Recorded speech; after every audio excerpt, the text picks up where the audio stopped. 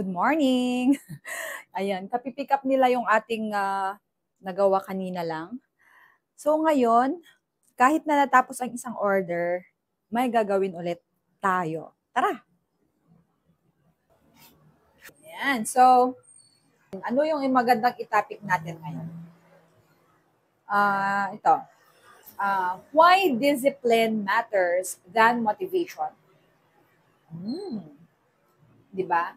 Yung ang motivation, minsan motivated ka, minsan hindi. Di ba? Meron yung mga time na gano'n na hindi ka parating motivated. Anong mangyayari? Kasi kapag hindi ka motivated, para kang tinatamad na gawin yung negosyo mo. Di ba? So, ano ba yung mas mahalaga? Ang disiplina or motivation? Bongga ang topic natin ngayon. So ngayon, actually, katatapos natin yung isang order na pick up na nila, pero kailangan nating mag-proceed sa isa kasi may nakapila. And, ayun, wait lang guys, kunin natin yung ating ka-box. Yung box natin, andito. And so, i-ready natin yung ating box, di ba? So, while doing so, sorry. Kunin ko lang yung ating packaging. So, motivation is a feeling. Meaning it's temporary. Wow. Ang ganda ng topic natin. Diba? So, ito, kasi may order na 10 boxes, kukunin ngayong week. Kailangan, syempre, 30 days yon guys. Isang box, isang buwan. So, kailangan natin ng 300 sachets. At merong isa pang nag-order ng isang box, pero 100 sachet ang laman. So, sana kayanin ng ating mga ingredients. 1, 2, 3, 4, 5, 6, 7, 8, 9, and ang gaganda ng boxes natin na dumating, guys. Ayan. So, nag-sale kasi nung 11/11. So, nag-sale, I mean yung sa shipping. Kasi yung isang pinag-orderan ko, okay yung box, pero yung ito kasi ang ganda nung cut, tas ang ganda pa nung texture. Ayan. So, depende rin sa supplier kasi. Meron yung iba na nagbibigay, meron iba na hindi ko alam, yung quality hindi parehas. Ayan. Okay. Saan na ba tayo sa topic natin? Wait lang guys, ayusin natin. Ayan. So, kahit hindi ka laging motivated, pero kung may disiplina ka, tuloy pa rin ang negosyo. Tama ba? Yes.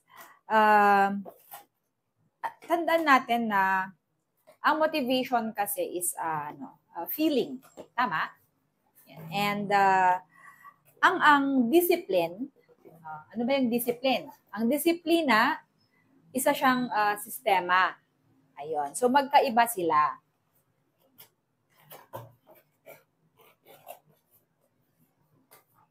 Ayan. So, sa ating negosyo, ang ating negosyo, we depend on system at hindi sa feelings. Kasi nga, hindi nakakabayad yung feeling ng bills. So, kailangan may sistema tayo. Ayan. So, as a small business owner, ano ba yung mga system, di ba?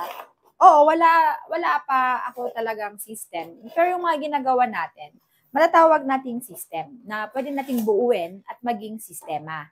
Na pwede nating i-delegate, pwedeng kahit wala ka, gumagana siya. Yun talaga yung goal ko actually as a home-based owner. Kasi nakikita nyo siguro sa mga post ko na, di ba, lahat, wala akong oras, lahat na lang pag may gagawin, dapat gawin na. Pinagsasabay-sabay lahat. In-enjoy ko siya sa ngayon. Pero looking at the future, no? Di ba? Kailangan na meron tayong buuin na sistema sa ating negosyo. Talagang ako, nilalagay ko na siya sa mindset ko para hindi ko alam kung paano. Paunti-unti, sana mabuo siya.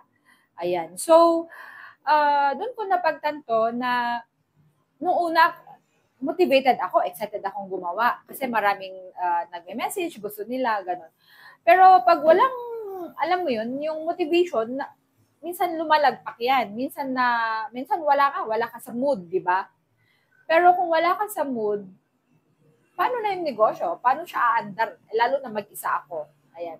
So, tama yun. Discipline is a system and it pays the bill. Diba? Ayan. So, eto.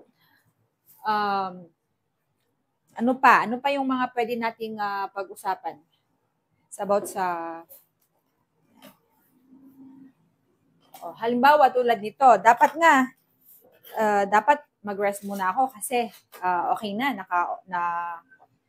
tawag doon, tapos na. Pero may isa pang order. Ay tinatamad ako. Diba? So, hindi. Business doesn't work like that. So, kung wala kang kung ang ating negosyo ay nakabase lang sa motivation, walang mangyayari. Of course, we need motivation. Sure, kailangan natin yan. Di ba? Pero it's not all. Hindi siya lahat motivation. Hindi. Kailangan nating, after then, ang motivation, naubos. Minsan, lalabas, minsan, lulubog lilitaw yan no? Depende kasi sa araw. At ang pagbuo natin ng negosyo, we don't build it on just motivation. We build it on a system. Ayan. So, yeah, it's easier said than done. Pero, sa tingin ko, kapag nasa negosyo ka, maliit man yan o malaki, discipline is also a habit. Hindi naman agad-agad na sasabihin mo is disiplinado ka. Hindi. It shows in how you work, in your everyday, on your day-to-day activities. May time kasi na ang daming dapat gawin, pero tinatamad ka na. Ang daming, alam mo yun, paano kung hindi ka nga motivated? Ganun, di ba? Yun lang. Yun yung, kaya mahalaga ang pagkakaroon talaga ng disiplina. Di ba? I think you agreed with it. Yan. Lalo na tayo lalo na pag paulit-ulit po yung ginagawa nyo sa business. Tulad nito, paulit-ulit. Di ba? Yung mga content ko paulit-ulit. Nakita nyo ako, nagda-dry. Drying. Mamaya niyan, nagbabox. Di ba? Paulit-ulit. So, you find ways na to build a system na kahit na hindi ka ganun ka-motivated sa araw na yon, depende sa mood mo, gumawa ka pa rin. Gumawa ka pa rin. Diba? Gumawa pa rin tayo. Ayan. Kaya tandaan natin, yung mga daily small action really matters. Yan. So, sa isang araw, may big sale ka, yan, busy-busy ka. Sa isang araw, wala. Diba? So, ano yung mga gagawin mo, no? Ganito, mag-ready ka. You make a way na you're still innovating, you're still learning, you're still doing something, even if tinatamad ka na. Ganon. Nakuha ba yung point? Yan. So, ang discipline, ito yung nagtuturo sa atin kung paano tayo maging isang tunay na negosyante. No? Hindi tayo maghihintay ng inspiration. We make it work. We make it work through small things na ginagawa natin via step-by-step processes, mga system. Yan. Diba? At kahit na wala kang order, you show up. You do something. Ganon.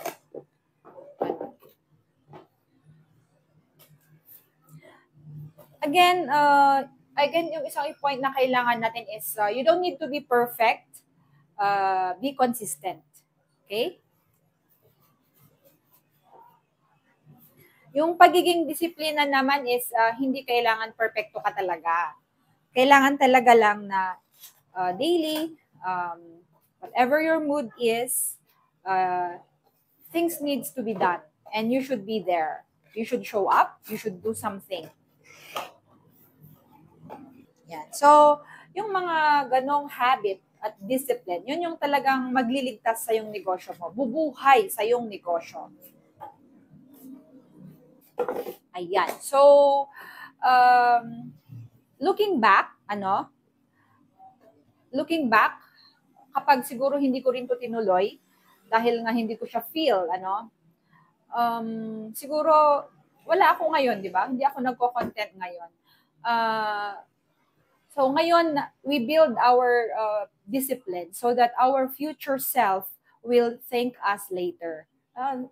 Buti na lang ginawa mo. Buti na lang kahit tinatamad ka, buti na lang kahit tinotopak ka, pinagpatuloy mo. Ganon. Diba?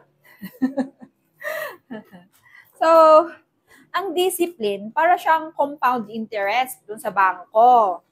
Kahit paunti-unti yan, namumuo yan. I mean, it is building. Kasi isa nga siyang sistema. Okay? Yan.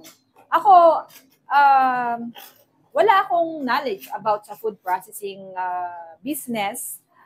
Pero paunti-unti na through research, learning, be open to learning kasi kahit matagal ka sa pagnenegosyo, hindi mo masasabi na magaling ka ng magnegosyo din. Hindi eh.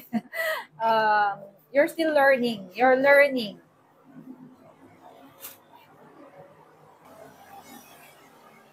So, kahit mga simple efforts, yan. So, sabi nila, even your simple efforts will make your business bigger tomorrow. Yan, mga simple efforts today will have a greater impact for your business tomorrow. O, di ba? Tandaan natin yung mga ganun. So, kung gusto nating umangat ang ating negosyo, wag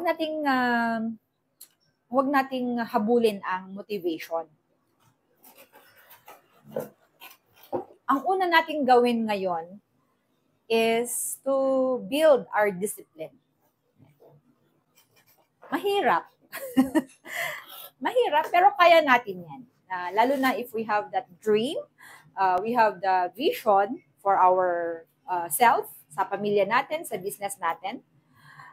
Kahit mahirap, kahit feeling mo wala talagang mangyayari sa ngayon, it's okay. You're getting there. As long as you're disciplined enough, you make efforts, you show up, o diba? Ang ganda ng mga linyahang ganon. So, sooner or later, it will all pay off.